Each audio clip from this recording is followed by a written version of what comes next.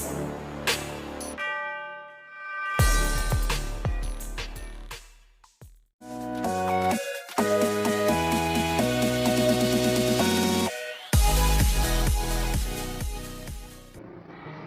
adik-adik, selamat bergabung lagi di video pembelajaran HMJ Fisika Nukleon. Perkenalkan, nama kakak Deborah Wanidia Kalyana. Kalian bisa panggil Kak Deborah. Dan di sini kakak nggak sendirian loh, kakak bersama dengan rekan kakak yang bernama Kak Dea. Nah, di sini kami akan melanjutkan pembelajaran materi yang sebelumnya mengenai zat aditif. Saat ini kakak akan melanjutkan materi mengenai zat adiktif. Kemarin kan kita sudah belajar mengenai zat aditif. Menurut kalian apa ya bedanya zat aditif dengan zat adiktif?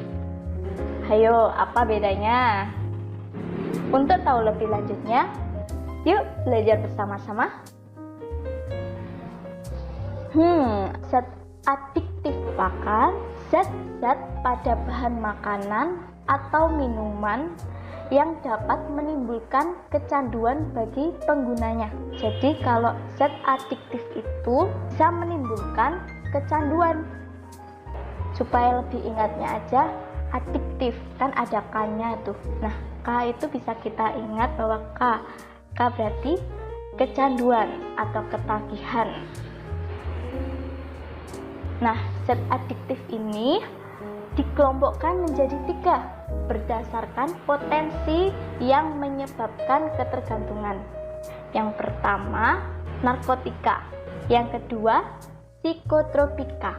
Dan yang ketiga, zat psikoaktif. Narkotika merupakan zat berbahaya yang berasal dari tanaman dan tidak boleh digunakan tanpa pengawasan dokter. Sifat dari narkotika ini yang pertama dapat menurunkan kesadaran yang ada pada tubuh kita. Nah, yang kedua dapat menghilangkan atau mengurangi rasa nyeri. Yang ketiga, ketergantungan bagi penggunanya. Sudah dijelaskan yang sebelumnya kan ya, kalau narkotika itu termasuk adiktif, dan adiktif itu sendiri bisa menyebabkan ketergantungan atau kecanduan bagi penggunanya. Berdasarkan potensi yang menyebabkan ketergantungan pada narkotika itu dikelompokkan menjadi 3. Yang pertama, narkotika golongan pertama. Yang kedua, narkotika golongan kedua. Dan yang ketiga, narkotika golongan ketiga. Narkotika golongan pertama ini sangat berbahaya, berpotensi sangat tinggi, yang menyebabkan ketergantungan dan tidak digunakan sebagai obat. Jadi tidak disarankan untuk kalian menggunakan narkotika, apalagi golongan yang pertama ini, karena pada narkotika golongan pertama ini sebenarnya dilarang, dan jika melanggar aturan ini maka akan mendapat hukuman. Nah, contohnya narkotika golongan pertama ini yaitu heroin atau futau. Kak, dampaknya apa? Heroin, morfin, opium, dan kodein. Dampak pada jangka pendeknya heroin itu sendiri dapat menghilangkan rasa nyeri. Nah, tadi itu sudah disinggungkan dari sifat-sifatnya narkotika tadi, menghilangkan rasa nyeri, lalu ketegangan otot berkurang. Jangka panjangnya pasti ketergantungan yang sangat berlebihan karena berpotensi sangat tinggi dan berbahaya. Bahkan kalau digunakan dengan overdosis akan menyebabkan pengguna tersebut meninggal dunia. Selain itu dapat menyebabkan sembelit dan juga gangguan siklus menstruasi pada perempuan. Nah, jika kita lihat bahwa di sini ada jarum ya, karena jarum ini bisa memasukkan heroin ini ke tubuh manusia dengan cara disuntik, apalagi tuh suntiknya kan tidak steril nih, jadi pasti dapat menularkan jenis-jenis penyakit lainnya yang berbahaya seperti hepatitis dan HIV/AIDS. Nah, selanjutnya ada juga kokain. Kalau kita lihat sekilas nih, hampir sama ya, sama-sama berbentuk bubuk, tetapi dampaknya yang agak berbeda. Kalau kokain ini, malah pengguna itu bisa merasakan rasa percaya diri yang meningkat, apalagi banyak bicara yang berlebihan, dan juga rasa lelah itu hilang, maka kebutuhan tidur itu menjadi berkurang. Nah, jangka panjangnya menyebabkan pengguna tersebut bisa anemia dan gangguan pada kejiwaan. Selanjutnya, ganja. Ganja ini kalau kita lihat daunnya berbentuk jari ya. Dari tanaman ganja ini, ternyata ganja ini memiliki dampak yang tidak baik pada kesehatan tubuh kita. Jangka pendek yang ditimbulkan pada tanaman ganja ini, pengguna tersebut dapat merasakan rasa cemas dan juga rasa gembira yang dijadikan satu. Jadi rasa cemas dan gembiranya itu bercampur aduk di dalam dirinya, tertawa terbahak-bahak. Mungkin juga pengguna merasakan adanya peningkatan denyut jantung di dalam tubuhnya. Ya, biasanya pengguna ganja ini terlihat matanya itu merah dan merasakan tenggorokannya itu juga kering. Lalu, jangka panjang dari pengguna ganja ini, daya tahan tubuhnya itu akan semakin berkurang. Daya pikirnya pun juga akan semakin berkurang, dan juga terjadi gangguan pada sistem peredaran darah. Selanjutnya, narkotika golongan kedua. Narkotika golongan kedua ini berpotensi tinggi, menyebabkan ketergantungan, dan digunakan untuk pilihan terakhir dalam pengobatan. Nah, contohnya yang pertama morfin. Tadi kan sudah dijelaskan bahwa morfin, heroin, kodein, petidin, dan metadon ini hampir setipe. Bedanya, kalau yang golongan pertama tadi berpotensi sangat tinggi ketergantungannya, tapi kalau yang golongan kedua ini berpotensi tinggi, tidak lebih tinggi dari golongan yang pertama. Narkotika golongan ketiga berpotensi ringan, menyebabkan ketergantungan dan banyak digunakan dalam pengobatan. Contohnya ini kodein. Meskipun dampaknya hampir sama, tetapi kodein ini potensi ketergantungannya sangat ringan dibandingkan dengan golongan yang kedua dan golongan yang pertama tadi. Yang selanjutnya, psikotropika. Psikotropika ini merupakan obat yang dapat mempengaruhi mental dan perilaku seseorang. Sifatnya, jika pengguna tersebut sulit tidur, caranya supaya dia bisa tidur dengan nyenyak, dia harus menggunakan obat tidur. Dengan menggunakan obat tidur pada psikotropika ini akan menyebabkan ketergantungan bagi penggunanya. Psikotropika ini berdasarkan potensi yang dapat menyebabkan ketergantungan itu dibagi menjadi 4 kelompok. Yang pertama, psikotropika golongan pertama. Yang kedua, psikotropika golongan kedua. Yang ketiga, psikotropika golongan ketiga. Dan yang keempat, psikotropika golongan keempat. Psikotropika golongan pertama berpotensi sangat kuat untuk menyebabkan ketergantungan, dan memang ini tidak disarankan sebagai pengobatan. Nah, contohnya nih, ekstasi atau metildioksimetamfetamin. Nah, dampaknya dalam jangka pendeknya pengguna tersebut akan merasakan sering bahagia, lalu merasakan perasaan yang melambung, jadi sering berkhayal dan tidak mudah tidur. Tetapi tidak enaknya, nafsu makan pengguna tersebut semakin berkurang, lalu sering murung, bahkan sering merasakan kehausan, badannya sering gemetar, jantungnya sangat berdebar, dan tekanan darahnya terus meningkat. Lalu, jangka panjangnya, pengguna tersebut dapat memiliki penyakit jantung, kurang gizi, anemia, gangguan kejiwaan, bahkan pembuluh darah yang ada di otak itu bisa pecah. Nah, ini gawatnya kalau pembuluh darah yang ada di otak ini bisa pecah, bisa mengalami juga stroke atau bisa disebut dengan gagal jantung. Yang lebih parahnya dapat mengakibatkan kematian pada pengguna tersebut. STP dan juga LSD ini sama, dampaknya pun juga sama, cuman beda bentuknya. Kalau ekstasi itu obatnya berbentuk tablet dan warna-warni, kalau STP itu berbentuk bubuk, dan kalau LSD berbentuk seperti kertas, dan kertasnya itu nanti dimasukkan ke mulut, di lidah, lalu dihisap. Nah, itu biasanya cara pengguna melakukannya. Golongan kedua pada psikotropika.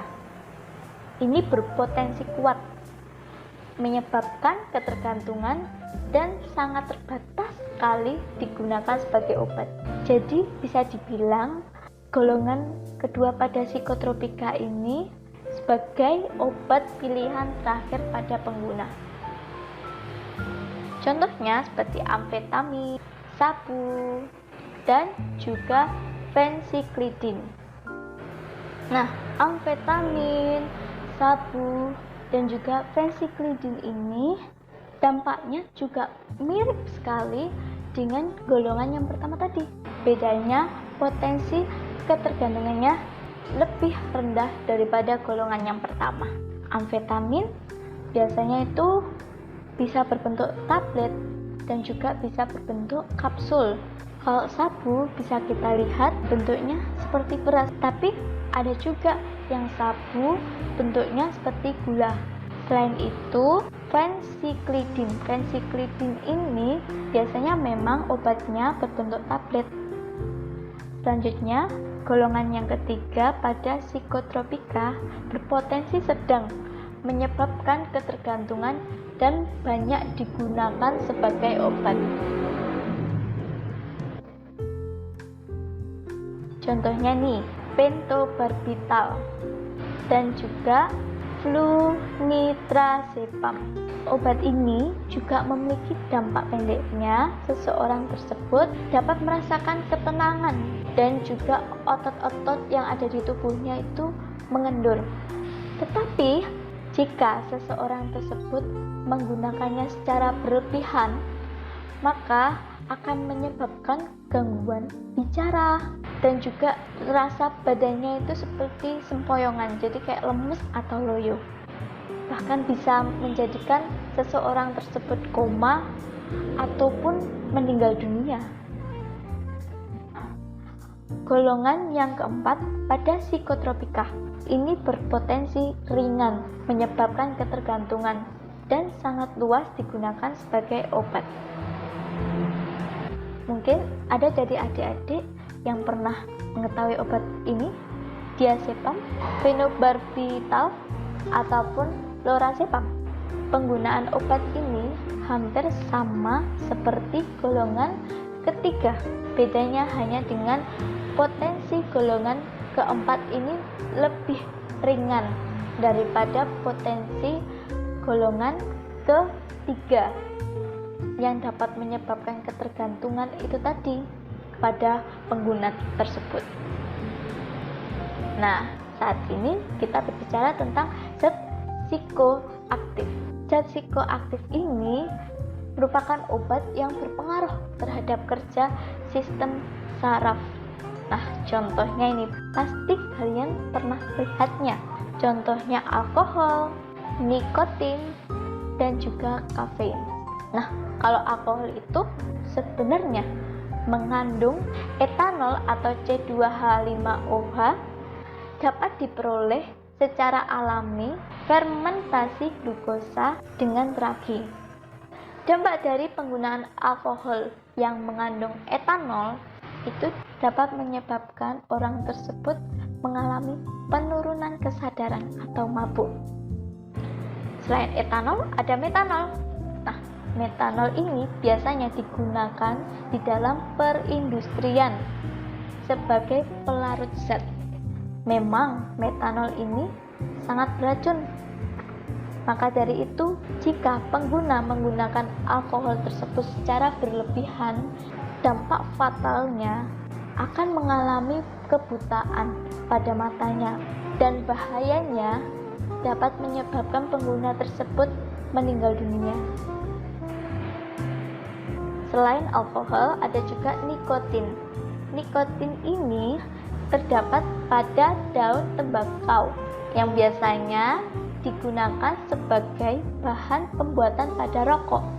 Nah, seperti apa sih bentuk pada daun tembakau itu sendiri? Ini dia gambarnya. Nikotin yang terdapat pada daun tembakau tersebut memiliki dampak positifnya, tapi juga memiliki dampak negatifnya.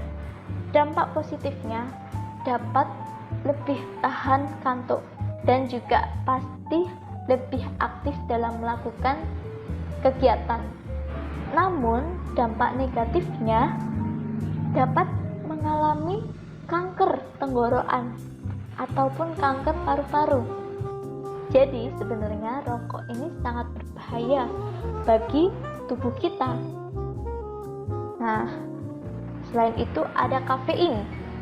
Pasti beberapa dari kalian ada yang sudah mengenal dengan kata kafein. Kafein ini merupakan zat alami yang ada pada kopi. Tidak hanya kopi saja loh, pada teh juga ada. Bedanya, kafein yang ada di teh ini kadarnya lebih sedikit daripada kafein yang ada di dalam kopi. Maka dari itu, penyebutan nama kafein yang ada di dalam teh dapat disebut dengan tein. Fungsi dari kafein itu sendiri dapat menstimulus yang mampu meningkatkan kerja otak, dan dampaknya dapat mengurangi rasa kantuk atau menjadikan tubuh kita lebih aktif. Maka dari itu, kadang kita sering melihat atau kita juga sering merasakan jika kita minum kopi, kebanyakan orang pasti sulit untuk tidur. Nah, hal itu disebabkan karena di dalam kopi terdapat kandungan zat kafein. Nah, kali ini zat adiktif dikelompokkan berdasarkan pengaruh terhadap tubuh. Pengelompokannya dibagi menjadi 3. Yang pertama, stimulan. Yang kedua, sedatif atau hipnotika. Dan yang ketiga, halusinogen. Yang pertama, stimulan. Stimulan memiliki sifat meningkatkan aktivitas sistem saraf pusat atau fungsi organ tubuh lainnya. Selain itu, stimulan juga memiliki sifat untuk meningkatkan detak jantung, laju pernafasan, dan juga meningkatkan tekanan darah. Hal itu yang membuat tubuh pengguna merasakan tidak lelah atau lebih siaga. Nah, contoh dari stimulan ada kafein, ada nikotin. Ayo coba kalian ingat, kafein ini terdapat di dalam apa? Ya, kafein terdapat pada kopi. juga terdapat pada teh. Lalu kalau nikotin, coba kalian ingat, nikotin terdapat dalam apa? Nah, nikotin terdapat pada rokok. Selain itu, ada stimulan yang dilarang untuk digunakan. Yang pertama, kokain. Kokain ini tadi juga termasuk narkotika. Narkotika golongan ke-1. Ada juga metamfetamin. Metamfetamin tadi juga ada pada psikotropika golongan golongan kedua. Selanjutnya, yang nomor 2, sedatif atau hipnotika. Sifatnya ini dikenal dengan depresan. Kenapa kok bisa dikenal dengan depresan? Ya, karena zat ini dapat menghambat aktivitas sistem saraf pusat atau fungsi tubuh lainnya. Jadi, fungsi dari sedatif atau hipnotika itu berlawanan dari sifat stimulan. Kalau stimulan tadi meningkatkan, kalau hipnotika itu menghambat. Maka dari itu, karena terhambat aktivitas sistem saraf pusatnya, ini yang dikenal dengan depresa.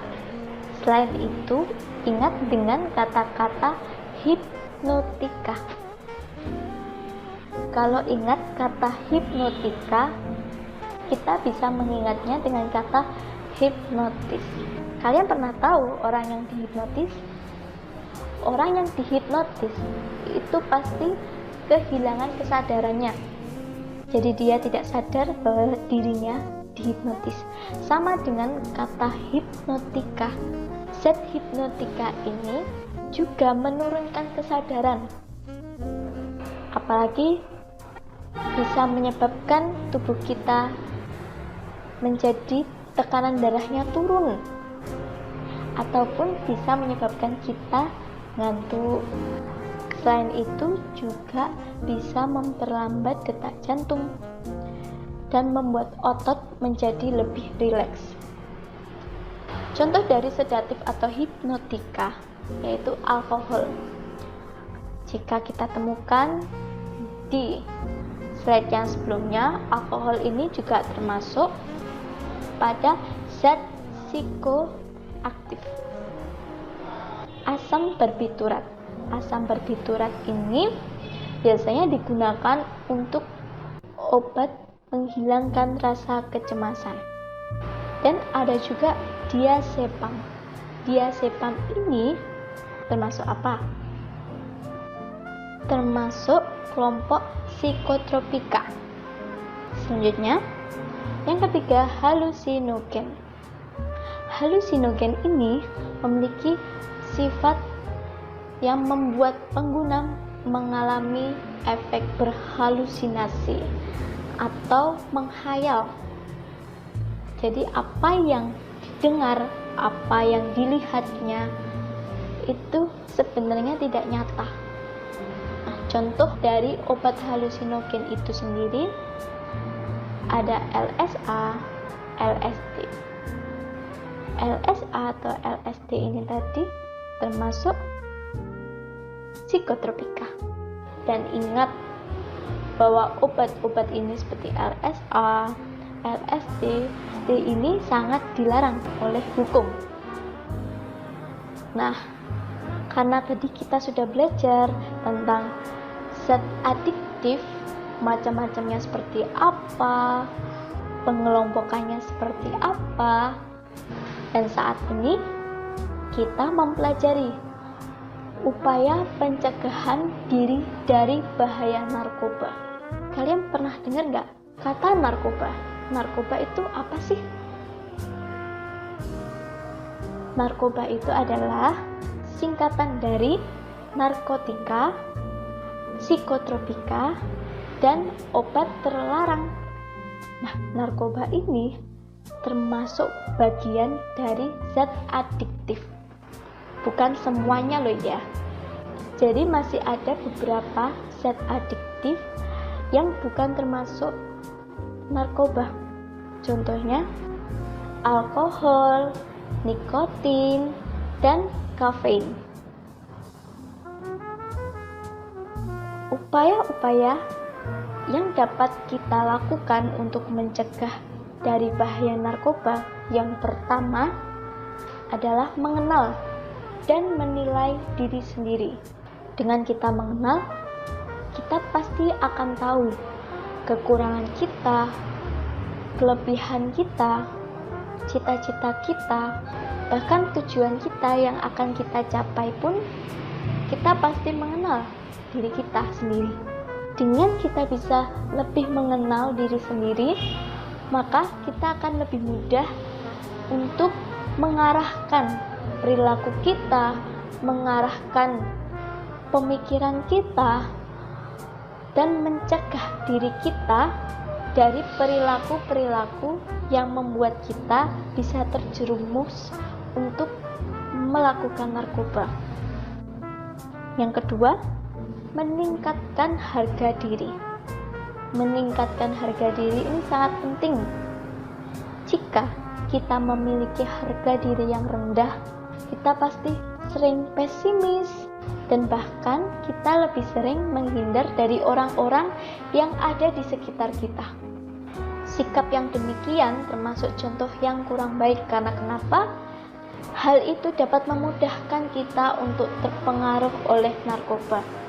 Berbeda dengan kita memiliki harga diri yang tinggi, kita pasti akan merasakan percaya diri yang tinggi juga, keberanian yang luar biasa, dan kita pasti akan bangga dengan hasil karya kita sendiri maupun hasil karya kita bersama dengan orang lain. Bahkan kita mampu menghadapi tantangan, kita mampu menjalankan tugas dan tanggung jawab dengan baik, dan juga mampu membantu orang lain. Nah, yang ketiga ini meningkatkan rasa percaya diri. Rasa percaya diri itu merupakan gambaran keyakinan kita, keberanian kita, pemikiran kita, dan cara pandang kita terhadap diri kita sendiri. Dengan rasa percaya diri yang baik, kita pasti akan bisa melakukan hal-hal yang positif. Dengan adanya rasa percaya diri, pasti narkoba dapat kita hindari. Yang keempat, terampil mengatasi masalah dan mengambil keputusan. Kita harus bisa terampil dalam mengatasi masalah dan juga mengambil keputusan dengan tepat dan juga bijaksana. Jika kita masih merasakan kebingungan, kita juga bisa kok meminta pendapat dari orang-orang yang ada di sekitar kita, mungkin dari orang tua kita atau dari saudara kita. Yang kelima, memilih pergaulan yang baik dan terampil menolak tawaran narkoba. Hal ini dapat kita lakukan dengan melihat teman kita yang bisa mengajak kita lebih ke hal-hal yang positif atau ke hal-hal yang negatif. Jika teman kita mengajak kita ke hal-hal yang positif, maka kemungkinan besarnya kita juga akan terbawa melakukan hal-hal yang positif pula. Selanjutnya yang nomor 6, terampil sebagai agen pencegah penyalahgunaan narkoba. Nah, ini bisa kita lakukan dengan mengadakan kelompok remaja anti narkoba yang menciptakan pola hidup yang sehat dan juga produktif. Selanjutnya yang nomor 7, menerapkan pola hidup sehat. Pola hidup yang sehat itu seperti kita mengkonsumsi makanan-makanan yang sehat, yang bergizi, 4 sehat 5 sempurna. Selain itu, kita bisa mengikuti ekstrakurikuler yang bergerak dalam bidang keolahragaan. Bahkan kita pun di rumah juga bisa olahraga secara teratur. Yang ke-8, memperkuat iman dan takwa pada Tuhan. Dengan kita memiliki iman yang kuat pada Tuhan, pasti kita akan menjauhi larangan-larangan dan kita akan mentaati perintah yang Tuhan berikan pada kita. Selain itu, dapat mencegah kita untuk terjerumus dalam kenakalan remaja atau dalam mengkonsumsi narkoba. Yang nomor 9, melakukan kegiatan yang positif. Melakukan kegiatan yang positif, kita dapat mengikuti keorganisasian OSIS atau mengikuti ekstra seperti PMR, seni, dan lain sebagainya. Yang ke-10, membangun komunikasi dan hubungan yang baik dengan teman dan juga keluarga. Hal ini sangat penting. Kita harus bisa meluangkan waktu kita dengan teman-teman kita dan paling khususnya dengan keluarga kita. Kita harus bisa lebih terbuka lagi dengan keluarga kita. Dengan demikian, jika kita memiliki masalah, kita bisa membicarakan ini dengan orang tua kita.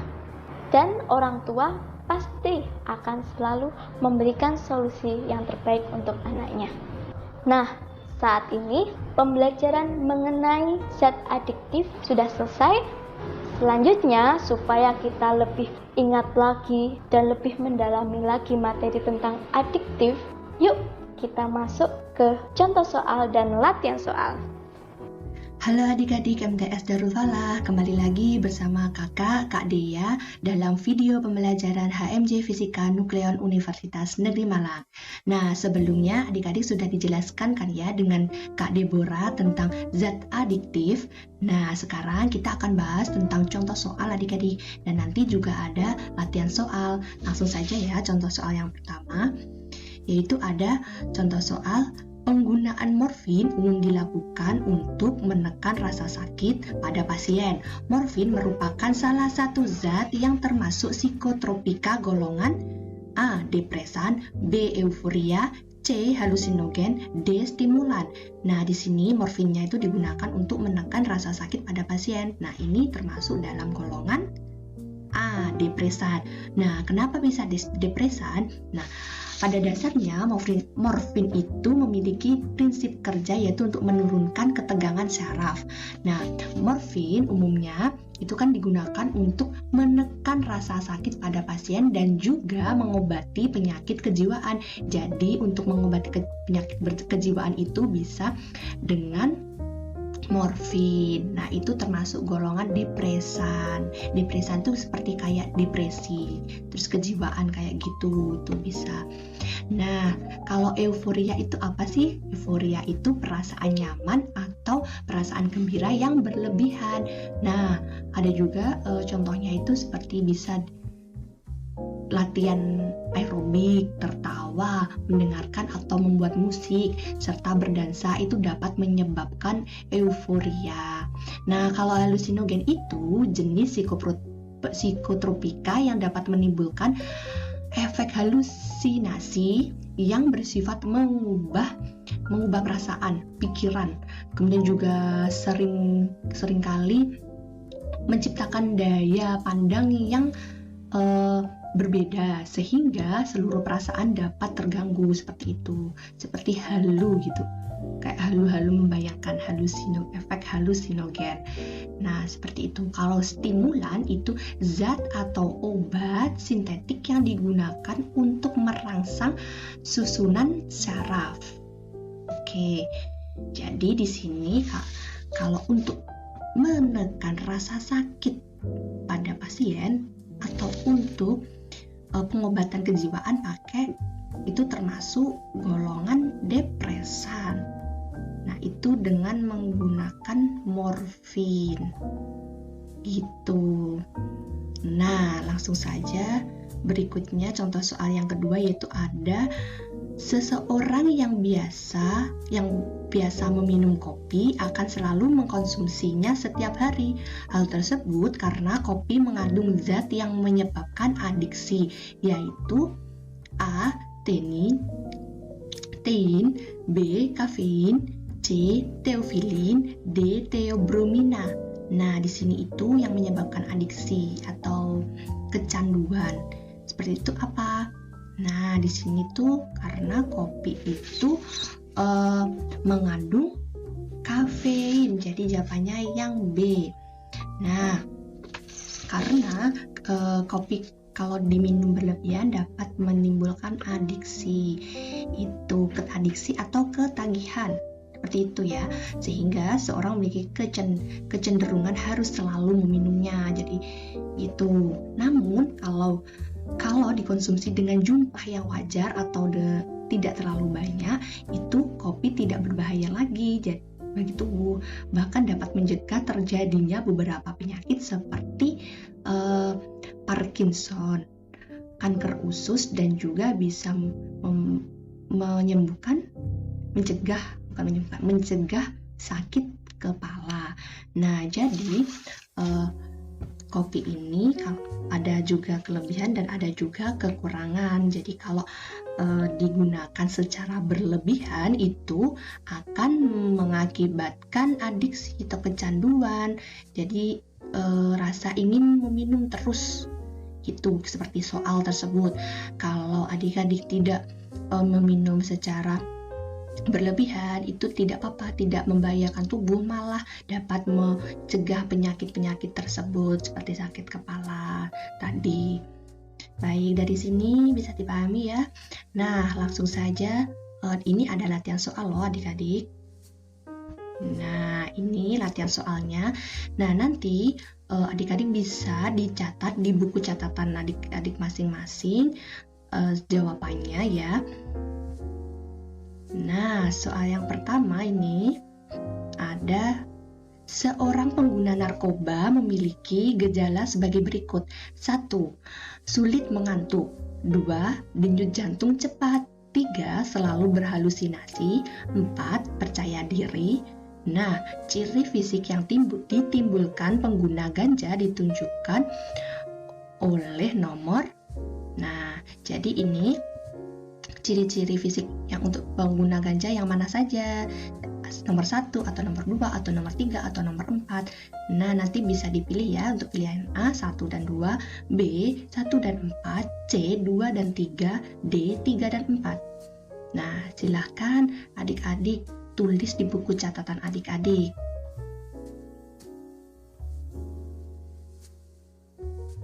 Nah, langsung saja yang kedua. Ada soal: sebagai penerus bangsa Indonesia, generasi muda harus menghindarkan diri dari nafsa. Nafsa itu narkotika, psikotropika, dan zat adiktif lainnya. Cara yang tepat untuk menghindarkan diri dari pengguna nafsa yaitu: A. Memasukkan pengguna nafsa ke panti rehabilitasi. B. Menghukum pengguna dan pengedar nafsa dengan hukuman yang seberat-beratnya. C. Mengikut penyuluhan tentang bahaya penggunaan nafsa. D. Menjauhkan diri dari pengguna nafsa. Nah, jawabannya A, B, C, atau D. Silahkan ditulis di buku catatan adik masing-masing.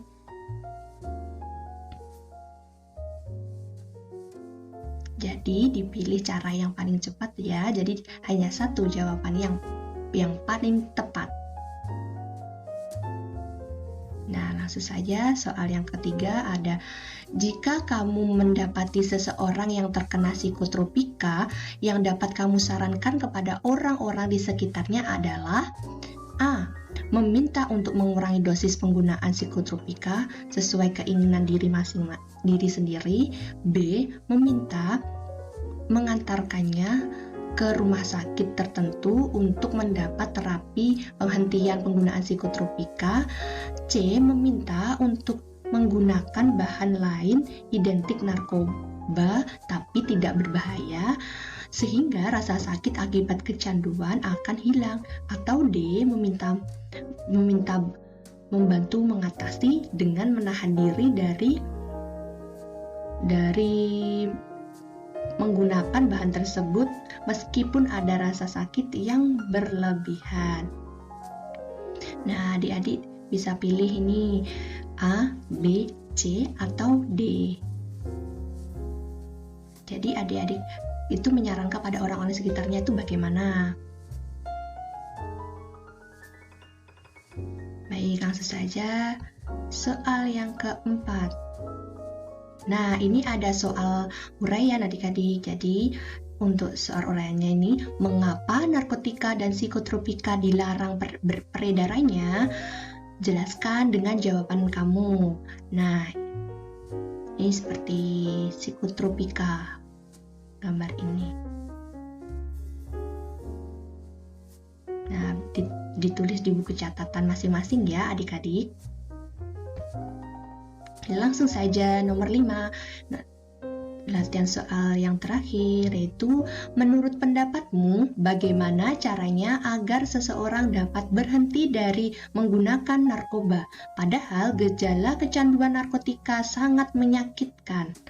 Nah, gimana ini biar bisa berhenti menggunakan narkoba padahal narkotika itu sangat sakit sekali. Bisa dijelaskan pendapat adik di buku catatan adik masing-masing. Nah, sudah selesai adik-adik. Nah, sekian dari kakak. Tetap semangat dan terus belajar ya adik-adik. Kakak undur diri dulu. Terima kasih. Bye-bye.